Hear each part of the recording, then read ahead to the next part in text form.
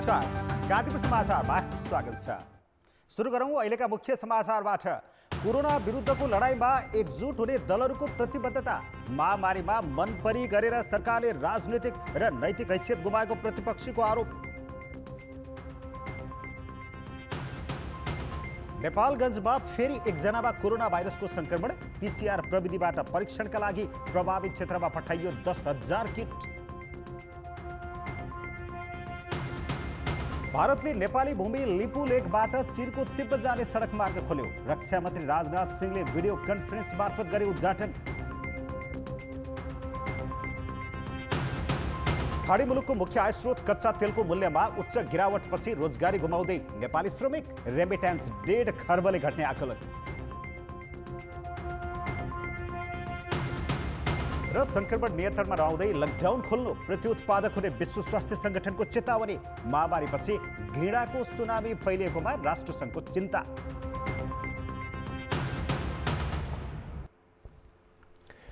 नेपाली भूमि लिम्पियाधुरा, लिपुलेख र कालापानीको झण्डै 400 वर्ग किलोमिटर भूभाग आफ्नो नक्सामा समावेश गरेको भारतले विवाद समाधानको साँटो फेरि अर्को हस्तक्षेप गरेको छ। वार्ता मार्फत विवाद समाधान गर्न नेपालले गरेको प्रस्तावलाई बेवास्ता गर्दै आएको भारतले लिपुलेखबाट चीनको तिब्बत जाने सडक मार्ग खोलेको छ। भारतीय रक्षा मन्त्री राजनाथ सिंहले शुक्रबार दिउँसो लिपुलेख हुँदै चीनको तिब्बत जाने नाका उद्घाटन गरेको तस्बिरसहित ट्विट गरे। भारतको पिथौरागढबाट नेपालको दार्चुलाको गुन्जी क्षेत्रबाट लिपुलेख हुँदै तिब्बतको मानसरोवर जाने यो बाटो खोलिएको हो। यस विषयमा नेपालसँग कुनै सल्लाह भएको छैन। उक्त मार्ग निर्माणमा महत्त्वपूर्ण भूमिका खेलेको भन्दै भारतीय मन्त्री सिंहले बोर्डर रोड अर्गनाइजेसन BROलाई धन्यवाद दिएका छन्।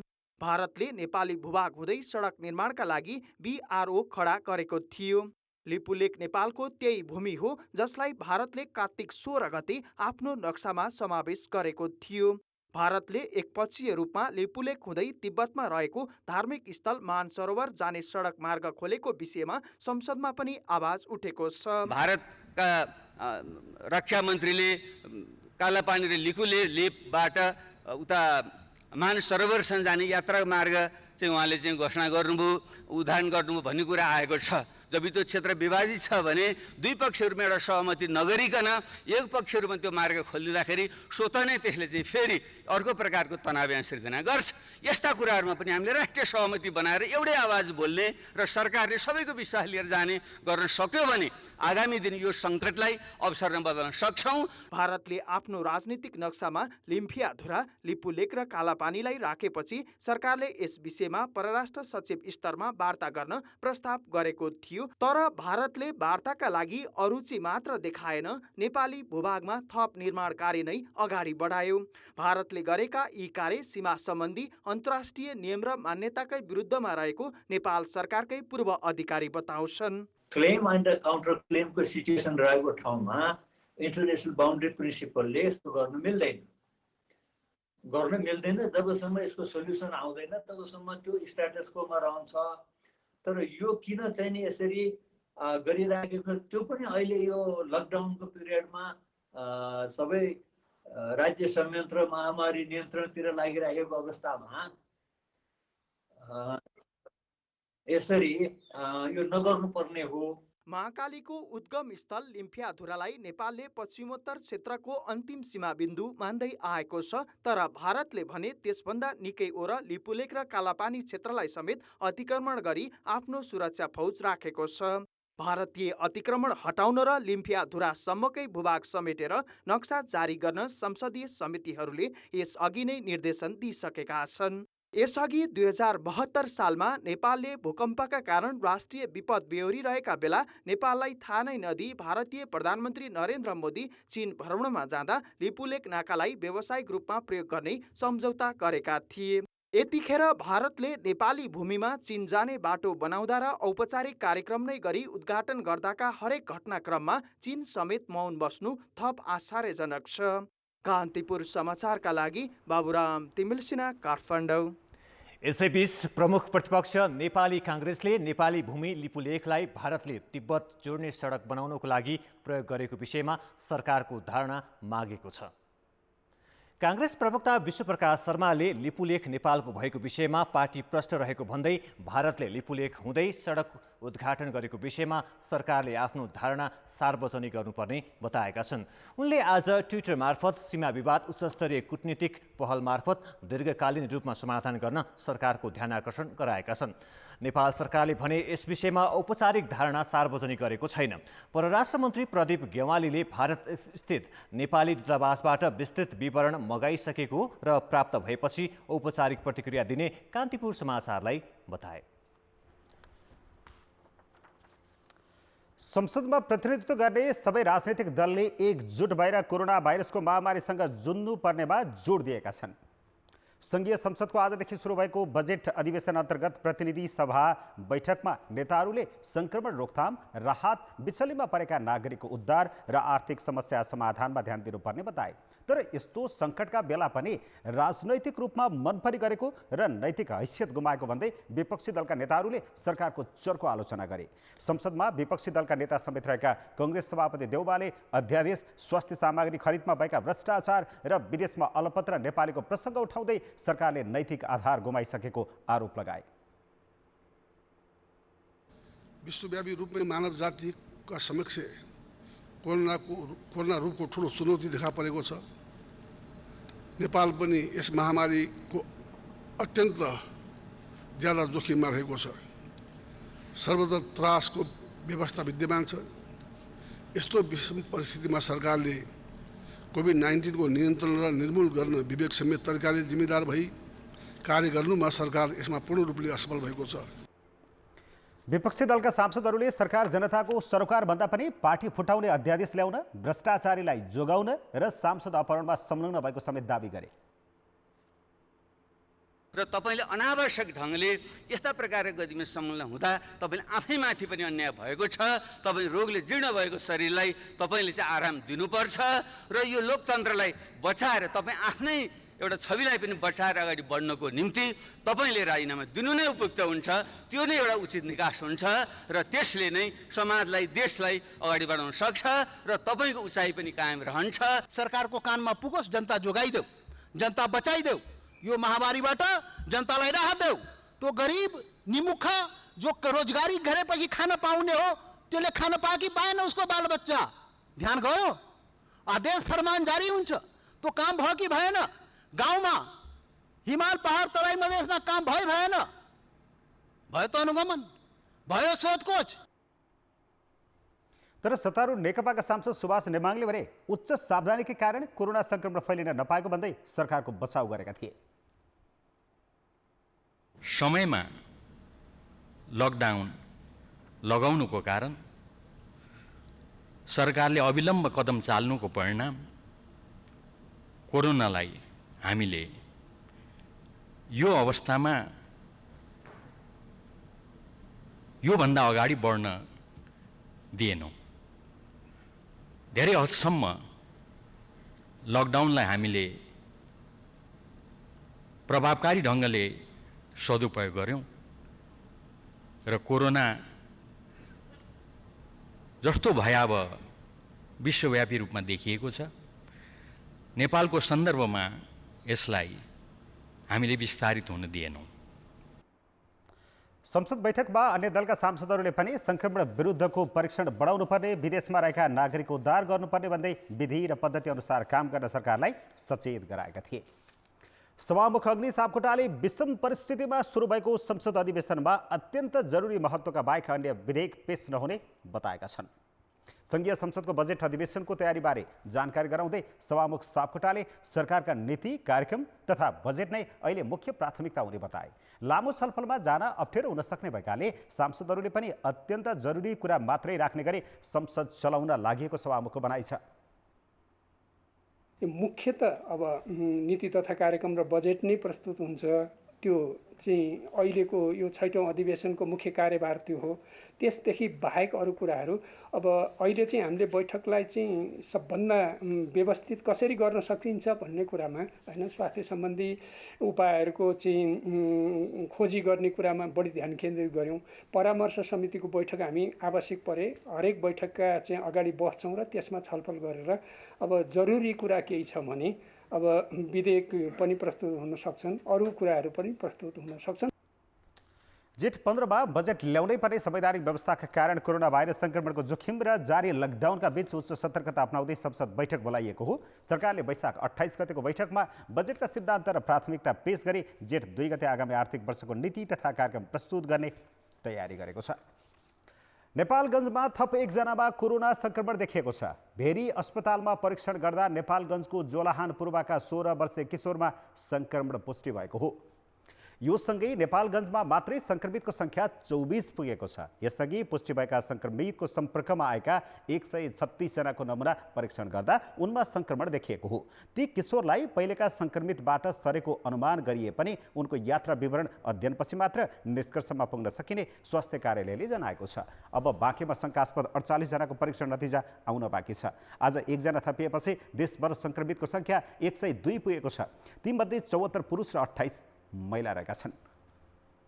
आज भेरी अस्पतालको नेपालगञ्जमा प्रयोगशालामा परीक्षण गर्दा थप 1 जनामा पोजिटिभ देखिएको छ। उहाँ 16 वर्षीय पुरुष हुनुहुन्छ। यसरी नयाँ संक्रमितको संख्या 102 पुगेको छ, जसमध्ये 74 जना पुरुष र 28 जना महिला रहनुभएको छ। प्रादेशिक विवरण अनुसार संक्रमितहरूमध्ये प्रदेश नम्बर 1 का 31, प्रदेश नम्बर 2 मा 30, बागमती प्रदेशमा 7, गण्डकी प्रदेशमा 2, प्रदेश नम्बर 5 मा 27, कर्णाली प्रदेशमा छैन र सुदूरपश्चिम प्रदेशमा 5 जना गरी कुल 102 संक्रमित हालसम्म हुनुहुन्छ। संक्रमित मध्ये 27 जना निको भएर घर फर्किएका छन्। घर फर्केका 3 जना पुनः संक्रमण देखिएपछि फेरि अस्पताल भर्ना भएका छन्। कोरोना भाइरसको संक्रमण परीक्षण सुस्त भएपछि आलोचना खेपिरहेको सरकारले 3 दिनमा थप 5000 नमुना सङ्कलन गर्न टोली खटाएको छ। बस्तीमा संक्रमण देखिएका बाँके, पर्सा र उदयपुर सहित 14 जिल्लाबाट थप नमुना सङ्कलन गर्न लागि हो। यस्तै क्वारेन्टिनमा बसिरहेकाहरूको पुलिङ टेस्ट गरिने भएको छ। स्वास्थ्य मन्त्रालयले बाँके, पर्सा, उदयपुर सहित संक्रमण देखिएका 14 जिल्लाबाट थप 5000 नमुना सङ्कलन गर्न 14 जनाको टोली खटाएको छ। टोलीले वैशाख 28 गतेसम्म नमुना सङ्कलन गर्नेछ। किट अभावमा नमुना सङ्कलन नै प्रभावित भएकामा मन्त्रालयले संक्रमण देखिएका जिल्लामा शुक्रबार 10,000 किट पठाएको छ। स्विस सरकारले बिहिबार 30,000 PCR किट सहितका सामग्री सहयोग गरेकाले मन्त्रालयले जोखिम देखिएका जिल्लामा ती सामग्री पठाएको हो। बाँकेमा 1000 र बर्दियामा 500 किट पठाइएको छ। किट पुगेपछि स्वास्थ्यकर्मीले नमुना सङ्कलन सुरु गरिसकेका छन्। अहिले हामीले टार्गेट गरेको ग्रुप चाहिँ भारतबाट आई क्वारेन्टाइनमा बसेका व्यक्तिहरूलाई राखेको छ एउटा। अनि अस्ति पोजिटिभ सङ्क्रमित भनेर देखिएकामा कन्ट्याक्ट ट्रेसिङबाट आएका उहाँहरूसँग जोडिएका व्यक्तिहरूलाई अर्को वर्गमा त्यसलाई पनि समेट्ने लक्ष्य राखेको छ।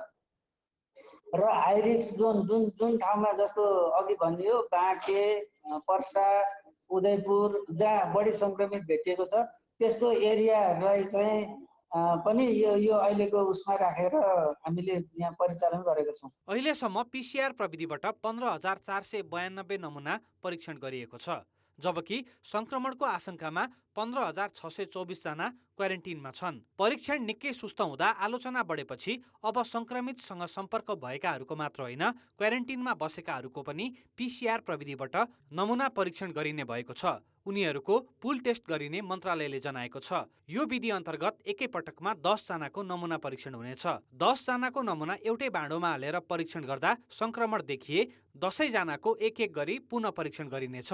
अब यो चाहिँ अहिले हामीले हिजै परिवर्तन गरिसकेका छौँ। सबै ठाउँमा टेस्टिङ हुने ठाउँमा जहाँ चाहिँ PCR अलिक कम छ त्यो ठाउँमा चाहिँ हामीले के भनेका छौँ भने स्याम्पल कलेक्सन व्यक्तिको गर्ने, स्याम्पल कलेक्सन क्वारेन्टाइनको एरियाको व्यक्तिको गरेर तिनीहरूलाई ल्याएर टेस्टिङ गर्ने बेलामा चाहिँ 5 देखि 10 जनाको पुल बनाएर गर्ने भन्ने कुरो भएको छ।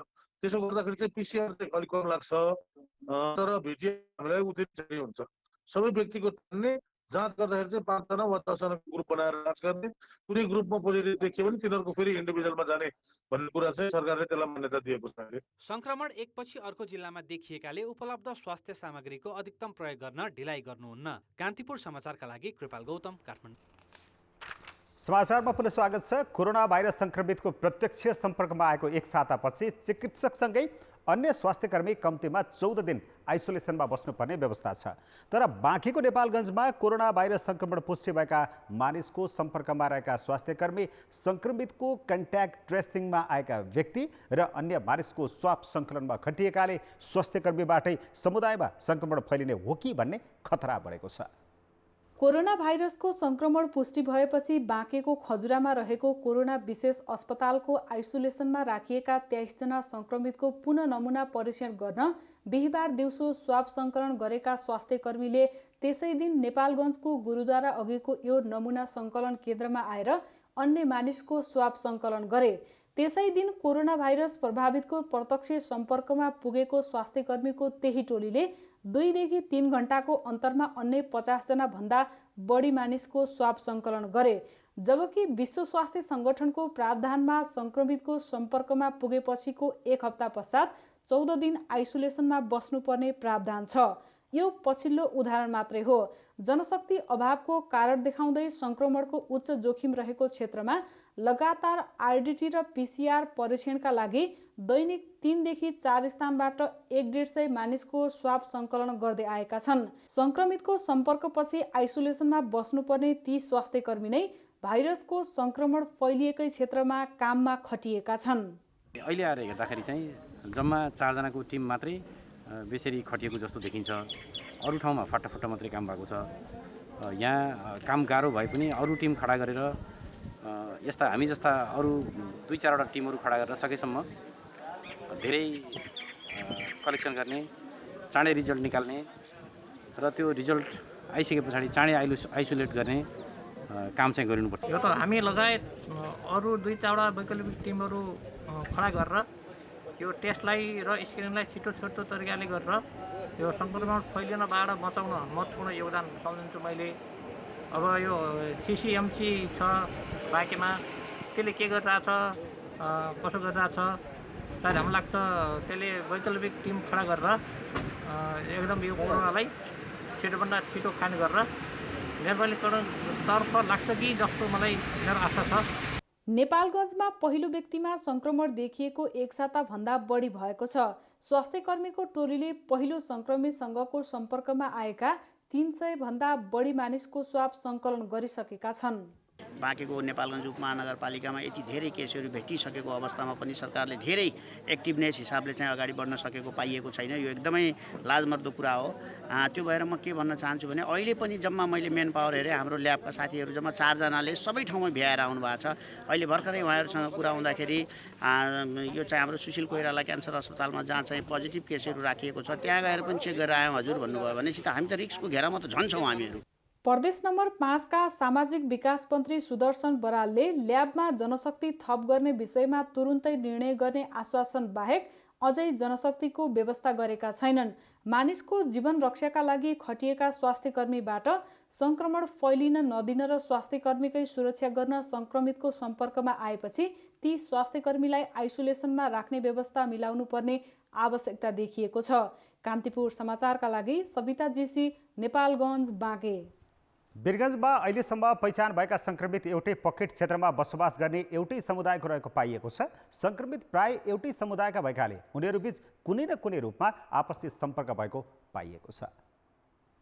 चैत्र 30 गते वीरगञ्जको एक मस्जिदमा बस्दै आएका 3 जना भारतीयमा कोरोना भाइरसको संक्रमण पुष्टि भयो। वैशाख 14 गते वीरगञ्जकै थप 2 जनामा संक्रमण पुष्टि भयो। संक्रमित 2 जना मध्ये 1 जना वीरगञ्ज वडा नम्बर 3 का सफाई कर्मचारी थिए भने अर्का 1 जना वडा नम्बर 16 का थिए। ती दुवै जना मस्जिदमा बस्दै आएका संक्रमित भारतीयहरूको सम्पर्कमा रहेका मुस्लिम समुदायकै व्यक्ति हुन्। वैशाख 17 गते वीरगञ्जको वडा नम्बर 2 का 1 जना संक्रमित भए। संक्रमित ती व्यक्ति भने वीरगञ्ज वडा नम्बर 3 कै संक्रमितको सम्पर्कमा रहेको भारतीय मुस्लिम धार्मिक सभा तब्लिकी जमातका सहभागी हुन्। 17 गते 12 का 2 जनामा पनि संक्रमण पुष्टि भएको थियो। ती दुवै जना पनि तब्लिकी जमातका सहभागी र वीरगञ्जमा 14 गते संक्रमितको सम्पर्कका व्यक्ति हुन्। वैशाख 21 गते वीरगञ्जकै वडा नम्बर 3 मा अर्का 1 जनामा कोरोना संक्रमण पुष्टि भयो। उनी भने 17 गते संक्रमितको सम्पर्कका मुस्लिम समुदायकै व्यक्ति हुन्। वैशाख 24 गते वीरगञ्जकै थप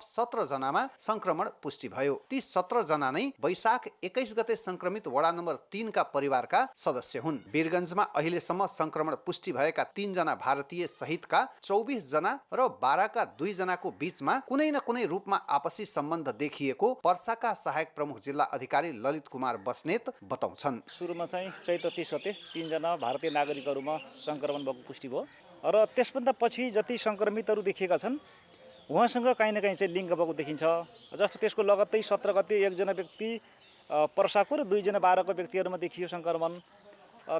त्यो पनि 14 गते संक्रमित पुष्टि भएको व्यक्तिसँगै लिङ्क भएको व्यक्ति हुन् भनेदेखि फेरि 21 गते 1 जना व्यक्तिमा पनि संक्रमण देखियो र भयावह अवस्था चाहिँ कति बेला आयो भनेदेखि 21 गते संक्रमण पुष्टि भएका 1 जना व्यक्तिको परिवारका बाँकी 17 जनालाई पनि यो कोभिड-19 चाहिँ संक्रमण भएको पुष्टि भयो। संक्रमित सबैलाई वीरगञ्ज स्थित नारायणी अस्पतालको आइसोलेसनमा राखिएको छ। प्रदेश 2 कै कोरोना भाइरस संक्रमितको उपचारमा संलग्न नारायणी अस्पतालमा कुल 25 शैय्याको आइसोलेसन वार्ड रहेकोमा अहिले 25 शैय्या थप गरी 50 शैय्याको बनाइएको अस्पतालका मेडिकल सुपरिन्टेन्डेन्ट मदन उपाध्यायको भनाइ छ। आज 25 वटा बेड हामी तयारी अवस्थामा थियो। सुरुमा 5 बाट 25 पुग्यौँ। 25 हुँदाहुँदै 28 जना बिरामी भए। तर हामी कहाँ भाग्यमानी भयौँ भने त्यसमा बालकहरू थिए जो चाहिँ ब्रेस्ट फिडिङ बच्चा पनि भएको हुनाले आमा त्यो सम्पूर्ण परिवारै आइसकेपछि उहाँहरूले व्यवस्थापन गाह्रो भयो। तत्कालै हामीले त्यसलाई एक्सपेन्सनमा 50 वटा बेडमा हामीले पुर्याइसक्यौँ र यो 50 वटा अथवा 75 वटा अथवा 100 वटा 300 वटा बेड पनि मैले यहाँ म्यानेज गर्न सकेँ भने पनि 301 भनेको 301 नम्बरको बिरामीले कहाँ व्यवस्थापन गर्ने चुनौती सुरु भइहाल्छ। वीरगञ्जमा अहिलेसम्म झन्डै 800 को स्वाब परीक्षण भइसकेको छ भने थप 121 जनाको नमुना सङ्कलन गरी परीक्षणको क्रममा रहेको अस्पतालले जनाएको छ। संक्रमितको संख्या धेरै हुन सक्ने वीरगञ्जमा संक्रमणको जोखिमलाई हेर्दै थप 1000 को स्वाब परीक्षणका लागि आवश्यक किट र स्वास्थ्य सामग्री सहित नेपाली सेना र स्वास्थ्य मन्त्रालयको टिम वीरगञ्ज आउने भएको छ। कान्तिपुर समाचारका लागि क्यामेरामा पङ्कज श्रेष्ठ का साथ उपेन्द्र ठाकुर, वीरगञ्ज, पर्सा। सिमाना नजिकैका भारतीय बस्तीमा कोरोना भाइरसका संक्रमित भेटिन थालेपछि सीमासँग जोडिएका सबै जिल्लालाई सरकारले रेड जोन घोषणा गरी सुरक्षा सतर्कता बढाएको छ। तर पनि सुरक्षाकर्मीका आँखा छलेर नेपाल भित्रने क्रम भने रोकिएको छैन।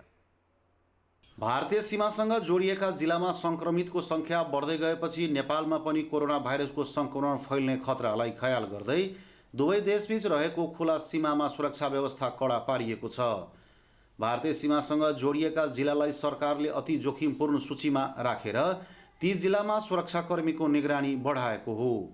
प्रदेश 2 मा 428 किलोमिटरको सीमा क्षेत्रमा 329 वटा सुरक्षा पोस्ट खडा गरिएको छ। भारतीय सुरक्षाकर्मीको सहयोगमा 4 दिनभित्र धनुषाको इनरवा, खजुरी, महिनाथपुर, भडरिया लगायतका सीमा भएर नेपाल प्रवेश गरेका 100 भन्दा बढी नागरिकलाई पुनः भारतमै फर्काइएको छ भने नेपालका विभिन्न स्थानबाट घर जान खोज्ने भारतीय नागरिकलाई पनि सुरक्षाकर्मीले जान दिएका छैनन्। यो नेपाली प्रशासनले रोकेर राखेको थियो अनि त्यस पछाडि त्यो भन्छ कि 1 घण्टामा केही निर्णय आउँछ होइन यहाँबाट त्यो नेपाल छिर्नको लागि अनि त्यही यो गाछीमा बसिरहेका छौँ हामीहरू। नेपालमा कोरोना भाइरसका संक्रमितको संख्या पनि दिनानुदिन बढ्दै गएको छ। संक्रमण देखिएका अधिकांश मानिस भारतका विभिन्न स्थानमा रोजगारी गरेर घर फर्केका हुन्। सिमानाका सिल गरेर आउजाउमा पूर्ण प्रतिबन्ध लगाएपछि कतिपय स्थानमा दोहोरो झरप र सुरक्षाकर्मीमाथि आक्रमण समेत भएको छ। इन्डियाबाट मोटरसाइकलमा 2 जना साथीहरू नेपाल क्रस गरेका थिए र हाना प्रहरी सशस्त्रले समाज राख्दै गर्दा आइन्दा नआउनु भनेर उहाँहरूलाई छाडेको थियो र त्यो छाडे पछाडि उहाँहरू त्यहाँ आफ्ना नजिकै केही हुल बाँडेर हाम्रा नेपाल प्रहरी र सशस्त्रमाथि आक्रमण गरेका थिए। खुला सीमाको फाइदा उठाउँदै चोर बाटो भएर प्रदेश 2 मा लुकीछिपी प्रवेश गरेका 1700 जना भन्दा बढी मानिसलाई क्वारेन्टिनमा राखिएको छ। अन्य प्रदेशको अवस्था पनि उस्तै छ। हामीले आन्तरिक तयारी त गरौँला, राहत पनि बाँडौँला, परीक्षण पनि गरौँला। त्यस्तो भन्दा पनि महत्त्वपूर्ण कुरा भनेको आवत जावतमा कडाई गर्ने र यदि नेपालमै आउन खोजेको भने औपचारिक बाटोमा आउने, क्वारेन्टाइनमा बस्ने र सुरक्षित घर फर्कने व्यवस्थालाई हामीले प्रभावकारी रूपमा जुन सरकारको नीति पनि छ त्यसलाई कार्यान्वयन नगर्दासम्म हामी जोखिममा रहन्छौँ। सीमापारीको भारतीय ग्रामीण क्षेत्रमा समेत कोरोना भाइरस संक्रमितको संख्या बढ्दै गएपछि सीमा सुरक्षा सतर्कता बढाउनुको साथै लकडाउनलाई अझै कडाई गर्नुपर्ने स्थानीयको भनाइ छ। यसका साथै भारतबाट चोर बाटो भएर लुकीछिपी आउनेको खोजी गरी स्वास्थ्य परीक्षणलाई तीव्र रूपमा अगाडि बढाउनुपर्ने आवश्यक देखिएको छ। कान्तिपुर समाचारका लागि झापा सहकर्मी गणेशमान मुखिया र भैरहवा सहकर्मी भुवन पाण्डेका साथ अनिल मिश्र, जनकपुरधाम, धनुषा। सचिवालयबाट निर्णय भइसकेको स्थायी समिति बैठकलाई पार्टी अध्यक्ष तथा प्रधानमन्त्री केपी शर्मा ओलीले टार्ने रणनीति अपनाएपछि सत्तारूढ नेकपामा गटगत टकराव झन बढ्ने देखिएको छ। आफूमाथिको सम्भावित दबाव झेल्नुपर्ने ठानेका प्रधानमन्त्री ओलीले तत्काल बैठक नबोलाउने सङ्केत गरेपछि स्थायी समिति बैठकको माग गर्दै आएका 20 जना सदस्यले एजेन्डा नै बुझाएर दबाव बढाएका छन्। नेकपाका 20 जना स्थायी समिति सदस्यले विवादास्पद अध्यादेश र सरकारका काम कारबाहीको समीक्षा, पार्टी एकता प्रक्रिया, महामारी रोकथाम, विदेशमा रहेका नेपालीहरूको फिर्ती र आसन्न बजेटबारे छलफल हुनुपर्ने भन्दै बैठक बोलाउन माग गरेर अध्यक्ष पुष्पकमल दाहाललाई पत्र बुझाएका छन्। बिहिबार पार्टी मुख्यालय धुम्बाराईमै भेला गरी एजेन्डा नै तोकेर विधानअनुसार तत्काल स्थायी समिति बैठक बोलाउन उनीहरूको माग छ। विवादित सबै विषयको टुङ्गो स्थायी समितिबाटै लगाउनु पर्ने यस समूहको अडान छ। विधि र पद्धतिबाट अगाडि जान थाल्यो। राष्ट्रिय समस्याहरू र देशलाई दीर्घकालीन असर पार्ने कुराहरूको पार्टीमा छलफल हुने परिपाटीलाई बलियो बनाइयो र हाम्रो निर्वाचनको घोषणापत्र तथा हाम्रा उद्देश्य नीतिहरू अनुरूप सरकार अगाडि बढ्ने, पार्टी अगाडि बढ्ने कुरा भने त समस्या समाधान भइहाल्छ।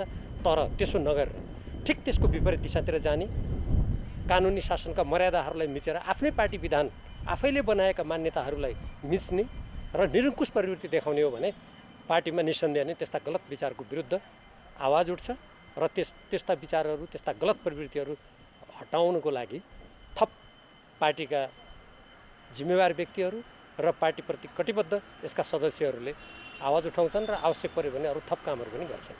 त्यसो त दाहाल र नेपाल पक्षका तिनै 20 जना स्थायी समिति सदस्यले बैठकको माग गर्दै वैशाख 10 गते अध्यक्षद्वयको ध्यानाकर्षण गराएका थिए। त्यसपछि सचिवालयले स्थायी समिति बैठक 25 गते बस्ने निर्णय गरेको थियो।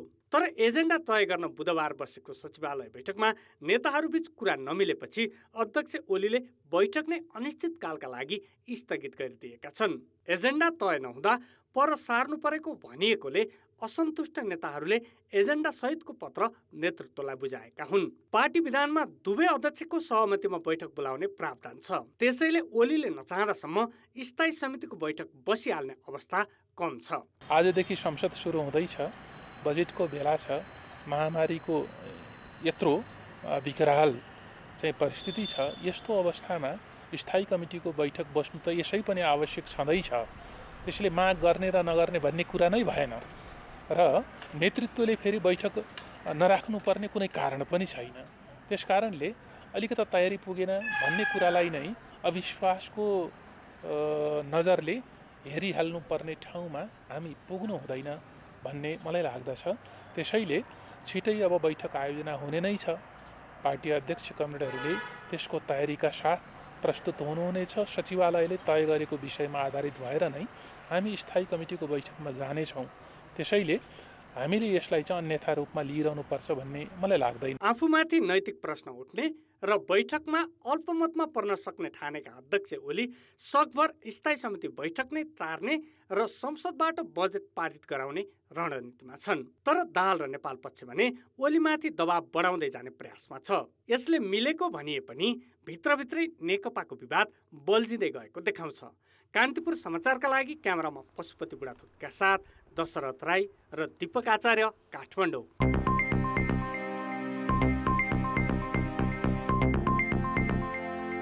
संसारका धेरै देश लकडाउनमा रहँदा कच्चा तेलको मूल्य गत वर्षको तुलनामा झन्डै आधाले घटेको छ। यसको असर नेपाल भित्रिने विप्रेषणमा पर्ने देखिएको छ। कच्चा तेल नै मुख्य आय स्रोत रहेका मुलुकमा कार्यरत नेपाली श्रमिकले रोजगारी गुमाउँदा त्यसको असर नेपाल भित्रिने विप्रेषणमा पर्ने भएको हो। नेपाली युवाहरूको रोजगारीको मुख्य गन्तव्य खाडी मुलुक हुन्। भारत बाहेक वैदेशिक रोजगारीमा जाने नेपाली मध्ये 75% खाडी मुलुकमा कार्यरत छन्। खाडी मुलुकहरूको मुख्य आय स्रोत कच्चा तेल हो, तर कच्चा तेलको मूल्य यो वर्ष गत वर्षको तुलनामा झन्डै 50%ले घटेको छ। एकातिर कच्चा तेलको मूल्यमा गिरावट र अर्कातिर कोरोना भाइरसको महामारीका कारण ती देशको व्यापार निकै घटेको छ। खाडी मुलुकको आर्थिक वृद्धि 3 देखि 4%ले घट्ने प्रक्षेपण अन्तर्राष्ट्रिय मुद्रा कोषले गरेको छ। महामारी लम्बिए अझै गिरावट आउनेछ। त्यसको असर नेपाल भित्रिने विप्रेषणमा पर्ने देखिन्छ। नेपाल भित्रिने विप्रेषणको 30% हिस्सा साउदी अरेबिया, संयुक्त अरब इमिरेट्स र कुवेतबाट आउँछ। 13% विप्रेषण आउने साउदी अरेबिया विश्वमै ठूलो मध्येको तेल उत्पादक मानिन्छ। संयुक्त अरब इमिरेट्स र कुवेतको मुख्य आयस्रोत पनि कच्चा तेल भएकाले व्यापार गिरावटका कारण ती मुलुकका तेल कम्पनीले श्रमिकलाई अहिले आंशिक रूपमा काम लगाइरहेका छन्। ती देशले तत्काल नयाँ श्रमिकको माग गर्ने अवस्था पनि छैन। नेपाली कामदारहरूको संख्या पनि जाने र त्यहाँ काम गर्नेको पनि कामको कटौती हुने सम्भावना वृद्धि भएर आउँछ। किनभने प्रत्यक्ष र अप्रत्यक्ष रूपले नेपालीहरू तेलको कम्पनीसँग चाहिँ आबद्ध भएर काम गरिराखेका छन् केही प्रतिशतमा, र त्यो राष्ट्रहरूले को मेन आम्दानी पनि मतलब के भने तेलबाटै हुन्छ। गत आर्थिक वर्ष 8 खर्ब 79 अर्ब रेमिटेन्स भित्रिएकामा यो वर्षको 8 महिनासम्म 5 खर्ब 92 अर्ब मात्र भित्रिएको छ। विप्रेषण सेवा प्रदायक कम्पनीहरूका अनुसार विप्रेषण चैत्र वैशाखमा 50%ले घटेको छ। यो वर्ष झन्डै 1.5 खर्बले घट्ने अनुमान छ। नेपालीको रोजगार गन्तव्य कतारको मुख्य आयस्रोत ग्यास र मलेसियाको औद्योगिक उत्पादन भएकाले ती मुलुकमा तत्कालै रोजगारी प्रभावित नभए पनि विश्व अर्थतन्त्रमा आउन सक्ने मन्दीबाट भने अछुतो रहने छैन। जस्तो साउदी अरेबियाले बजेट बनाउँदाखेरि विश्व बजारमा उसले प्रति ब्यारल $55 चाहिँ हुन्छ तेलको मूल्य भनेर 137 अरब चाहिँ उसले त्यहाँबाट आम्दानी हुन्छ भनेर बजेटमा हिसाब गरेको थियो। अहिले $20-22 प्रति ब्यारलमा चाहिँ अन्तर्राष्ट्रिय व्यापार भइरहेको छ तेलको भनेपछि त्यो त ठुलो भुवाङ पर्ने भयो। भने साउदी इकोनोमी त्यसले हिट गर्ने भयो। युएईलाई पनि त्यस्तै खालको असर पर्ने। दुबई बाहेक अन्य एमिरेट्सहरू जुन छन् तेलमा ठुलो निर्भरता छ। कतारको पनि अलिकति छ, तर कतारको अलिकति विशेषता के हो भन्दा उनीहरू लिक्विफाइड नेचुरल ग्यास एलएनजीतिर बढी छन्। विश्वको 25% जति निर्यात चाहिँ उनीहरूको एलएनजी छ। एलएनजीमा लङ टर्म कन्ट्र्याक्टहरू हुने भएर तेलको जस्तो भोलेटिलिटी हुँदैन तलमाथि, र अन्य मुलुकहरू साउदी र युएईमा पनि नकारात्मक असर पर्छ नै, तर कतारमा अलि पछि आउँछ होला। मलेसिया र खाडी मुलुकमा काम गर्ने मध्ये 30,000 श्रमिक स्वदेश फर्किन तयारी अवस्थामा छन्। खाडी मुलुकको व्यापारमा गिरावट र त्यसले विप्रेषणमा पर्ने प्रभावलाई मध्यनजर गरी सरकारले रोजगारी सिर्जना र उद्यमशीलता प्रवर्धनका कार्यक्रमलाई विशेष प्राथमिकता दिनुपर्ने देखिन्छ। कान्तिपुर समाचारका लागि सुदिल पोखरेल, काठमाडौँ। लकडाउनका कारण 1.5 महिनादेखि बन्द रहेको शेयर बजार वैशाख 30 देखि सुचारू हुने भएको छ। बजार बिहान 11 बजेदेखि 1 बजेसम्म मात्र खुल्नेछ। लकडाउनले बजारमा गिरावट आउने आशंकामा लगानीकर्ता तथा ब्रोकर कम्पनीको दबावमा बजार बन्द गरिएको थियो। नेपाल धितोपत्र बोर्डले बजारमा धेरै घटबड हुन नदिन सर्किट ब्रेक सम्बन्धी नियम परिवर्तन गरेको छ। नयाँ नियम अनुसार बजार मापन गर्ने सेन्सिटिभ इन्डेक्समा 2% भन्दा बढी घटबड भए त्यो दिनका लागि कारोबार बन्द हुनेछ। यसअघि बजार खुलेको पहिलो घण्टाभित्र 4% भन्दा बढी घटबड भए कारोबार 15 मिनटका लागि स्थगित गर्ने गरिएको थियो।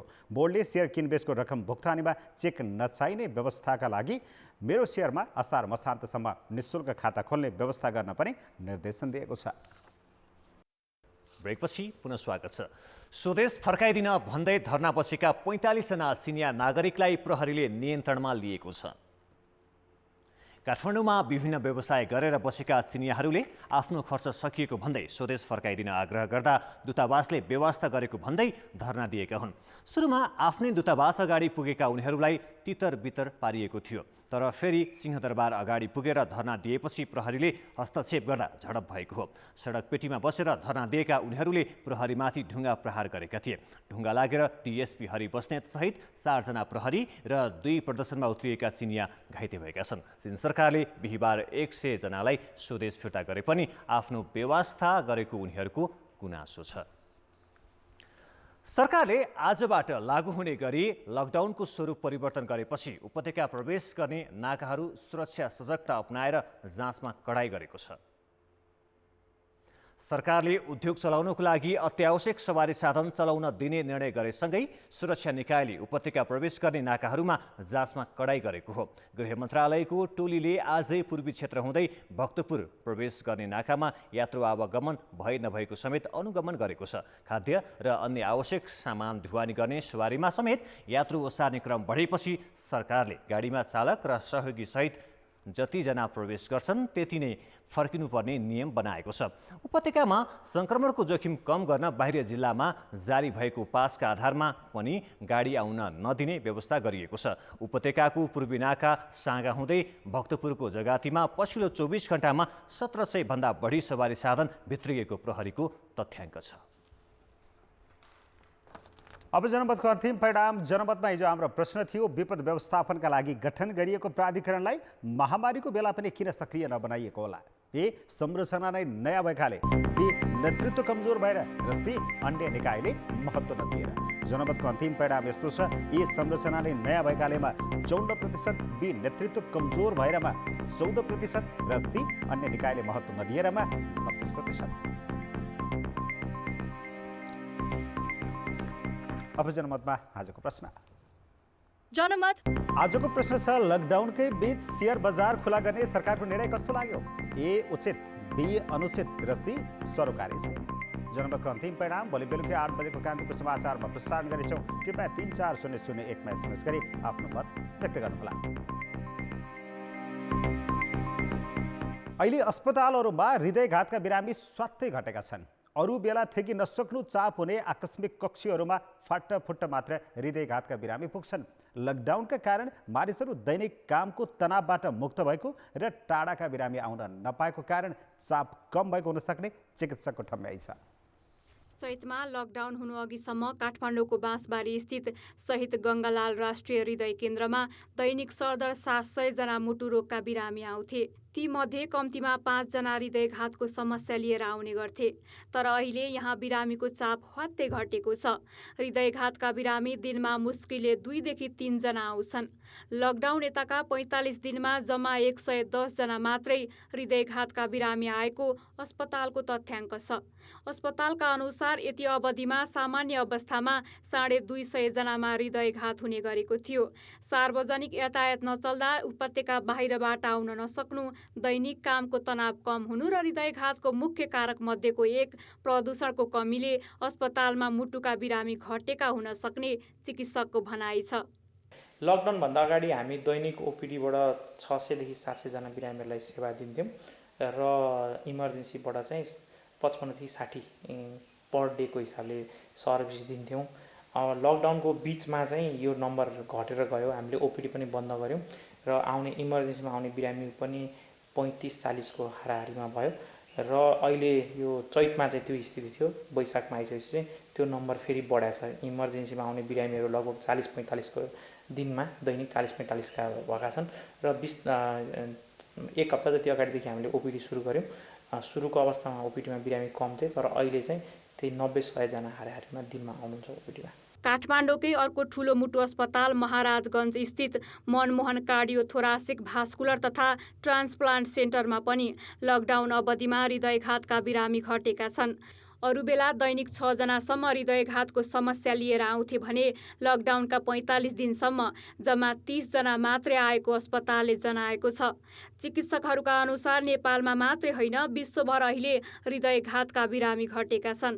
1 नम्बरमा जस्तै हाम्रो पब्लिक ट्रान्सपोर्ट कम छ, हार्ट एट्याकै भए पनि बिरामीहरू आउन सक्ने स्थिति छैन अहिले। अनि र जनरल लेभल अफ जुन स्ट्रेस छ नि, डेली लाइफ स्ट्रेस, त्यो एकदम कम भएको छ। अनि त्यसपछि स्मोकिङको मात्रा पनि घटेको भन्ने इन्डाइरेक्टली त्यो अनुमान गर्न सकिन्छ हैन। र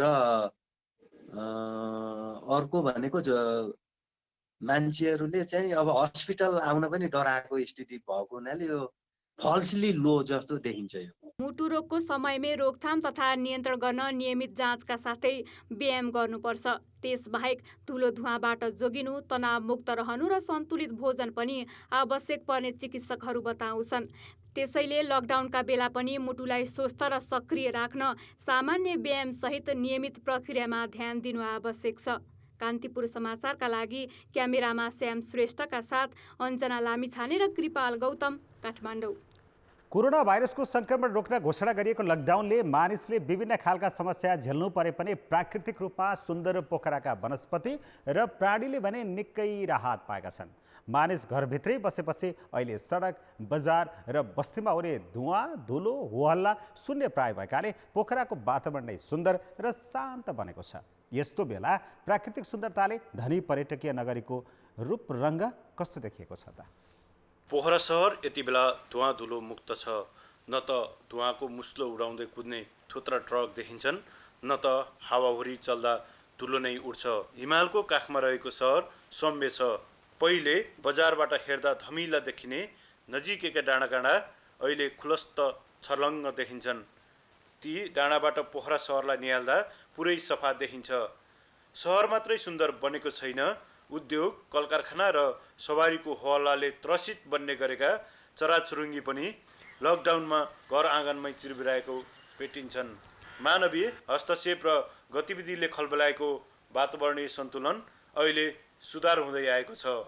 पोखरा आसपासमा भएको जस्तो चराहरूको कुरा गरौँ, मान्छेले चाहिँ मारेर सिद्ध्याएका थिए। वन्यजन्तुको कुरा गरौँ, चोरी सिकारी व्यापक थियो। पुतलीका कुरा गरौँ, विषादी प्रयोग गरेर सिद्ध्याएका थिए। फेवातालको कुरा गरौँ, ढल मिसाएर सिद्ध्याएका थिए। खोला नाला हेरौँ, त्यहाँ पनि ढल मिसाएर सिद्ध्याएका थिए। भनेपछि समग्र हामीले चाहिँ पोखरालाई जुन सुन्दरता थियो, त्यो सुन्दरतालाई मान्छेले चाहिँ विभिन्न रूपले चाहिँ अतिक्रमण गरेर सिद्ध्याएको थियो। र अहिलेको यो लकडाउनले, अहिलेको यो कोरोना भाइरसले गर्दाखेरि प्रकृतिले चाहिँ सुस्ताउने मौका र सास फेर्ने मौका चाहिँ पाएको छ। माछा पुच्छ्रे मुस्कुराउने फेवातालको सौन्दर्यको चर्चा स्वदेशमा मात्र होइन, विदेशमा पनि उत्तिकै छ। पर्यटकको अत्याधिक चहलपहल हुने लेक साइड लकडाउनमा पुरै खाली हुँदा फेवातालको छाल स्थानीयको घरमा सुनिन्छ। ताल वारपार गर्ने चराचुरुङ्गीको आवाजले मिठो सङ्गीत बज्छन्। होटेल, रेस्टुरेन्ट सञ्चालनमा नआउँदा तीनबाट निस्कने ढल फेवातालमा मिसिन पाएको छैन, जसले ताललाई स्वच्छ बनाएको छ। ताल तलैयाहरू, नदी नालाहरू, खोला नालाहरू, वन जङ्गलहरूदेखि लिएर पर्यावरणको क्षेत्रमा जुन किसिमको एउटा सकारात्मक कदम आएको छ, यो ज्यादै राम्रो कुरा हो। त्यसैले हामीलाई के लाग्छ भने प्रकृतिले कहिलेकाहीँ आफ्नो बाटो खोजेको हुन्छ। त्यसैले 12 वर्षमा खोला फर्किन्छ भन्ने जस्तो गरेर प्रकृतिले पनि आफ्नो बाटो खोजेको हो। र यसैलाई मान्दै अब हामी मानिसहरूले प्रकृतिमाथि अतिक्रमण नगरौँ र प्रकृतिको सम्मान गर्न सकौँ भन्ने एउटा शिक्षाको रूपमा हामीले लिएका छौँ। लकडाउनले जसरी मानवीय हस्तक्षेपबाट मुक्त भएर पोखराले आफ्नो मोहनी रूप फेर्न पाएको छ, अरू बेला पनि यसरी नै यो मानवीय अतिक्रमणबाट पोखरालाई मुक्त राख्न सके यसको सौन्दर्य र यहाँ आश्रित प्राणीका लागि सहज हुने थियो। प्राकृतिक रूपमा भरिपूर्ण पोखरा अहिले मुस्कुराइरहेको छ। यस सुन्दर पोखरालाई जोगाउन हामी सबैको जिम्मेवारी रहन्छ। तर यसबारे बेलैमा सोचिएन भने यसको सुन्दरता लोप भएर जाने निश्चित छ। कान्तिपुर समाचारका लागि इन्द्र पौडेल, पोखरा। कान्तिपुर समाचार अहिलेलाई सकियो। कान्तिपुर टेलिभिजन हेर्दै गर्नुहोला। नमस्ते।